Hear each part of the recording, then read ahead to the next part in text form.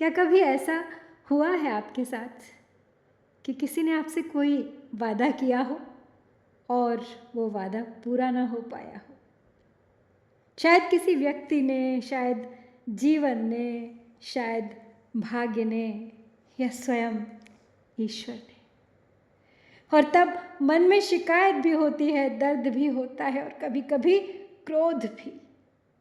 लेकिन क्या होगा यदि हम शिकायत करने के बजाय समझने का मार्ग चुन लें? क्या होगा यदि हम सामने वाले की कमज़ोरी को समझ लें और इतना ऊंचा उठ जाए कि उसे कुछ कहने की आवश्यकता ही न पड़े? मधुशाला का यह पद उसी अद्भुत मानवीय गरिमा, क्षमा और मौन की शक्ति का पद है। देने को जो मुझे कहा था, दे न सकी मुझको हाला। देने को जो मुझे कहा था, दे न सका मुझको प्याला।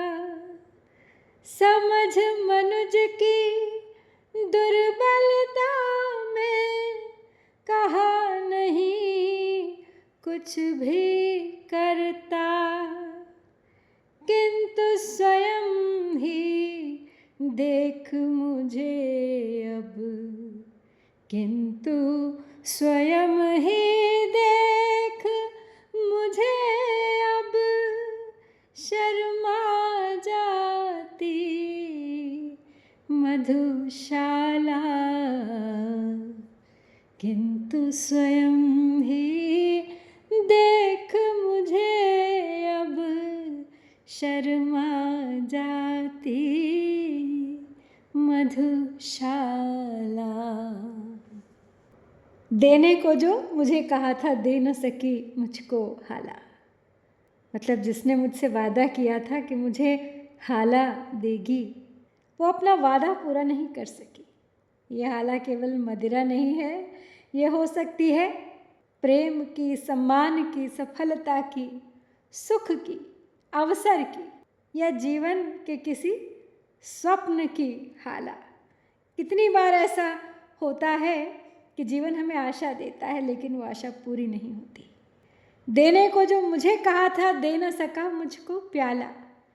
मतलब सिर्फ हाला ही नहीं, प्याला भी नहीं मिला। केवल सुख नहीं, स्वास्थ्य भी नहीं मिला। प्याला शरीर और हाला मन का संतोष।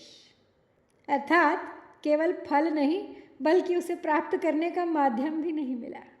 यहाँ पे जीवन की उस स्थिति का चित्रण किया गया है जहाँ वादा भी था, आशा भी थी, प्रतीक्षा भी थी, लेकिन अंत में कुछ भी हाथ नहीं आया।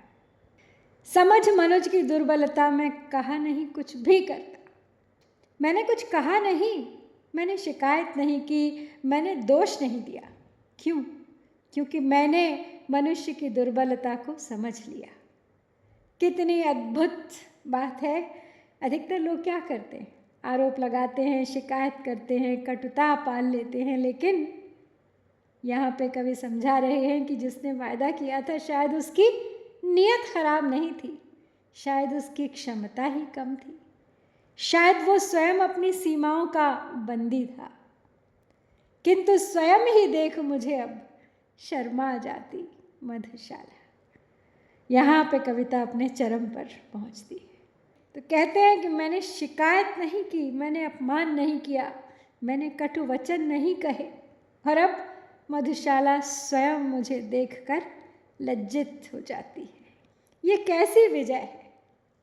ये हार जीत की नहीं, चरित्र की विजय है, आत्मसम्मान की विजय है, मौन की विजय है।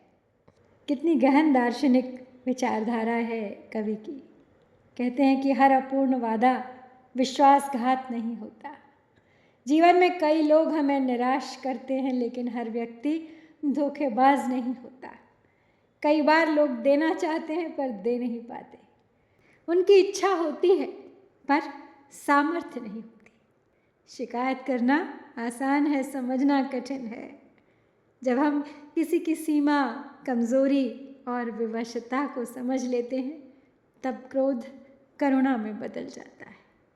मौन की नैतिक शक्ति की बात करते हुए कहते हैं कि मैं कुछ कहता नहीं, अर्थात उनका मौन ही सबसे बड़ा उत्तर बन जाता है।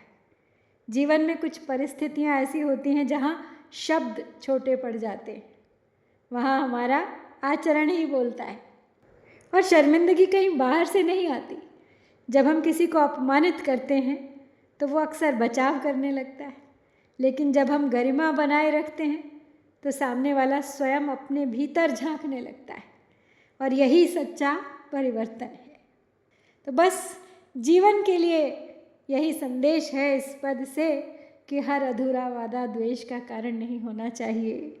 लोगों की सीमाओं को समझना भी प्रेम का एक रूप है। शिकायत करने से संबंध टूटते हैं, समझने से संबंध बचते हैं। और सबसे बड़ी जीत किसी को नीचा दिखाना नहीं, बल्कि इतना ऊंचा उठ जाना है कि सामने वाला स्वयं अपनी भूल पहचान ले। गरिमा और संयम की शक्ति क्रोध और आरोप से कहीं अधिक प्रभावशाली होती है। शायद जीवन का परिपक्व होना यही है कि हम हर टूटे हुए वादे पर क्रोधित न हों, हर अपूर्णता को अपराध न माने और हर व्यक्ति को उसकी सीमाओं सहित स्वीकार कर सके। और जब हम ऐसा करते हैं तो सामने वाले को शर्मिंदा करने की आवश्यकता नहीं रहती। वो स्वयं अपने हृदय में झांकने लगता है। और शायद यही इस पद का सबसे बड़ा संदेश है कि शिकायत से नहीं, संवेदनशीलता से परिवर्तन आता है। समझ मनुज की दुर्बलता में कहा नहीं कुछ भी करता, किंतु स्वयं ही देख मुझे अब शर्मा जाती मधुशाला।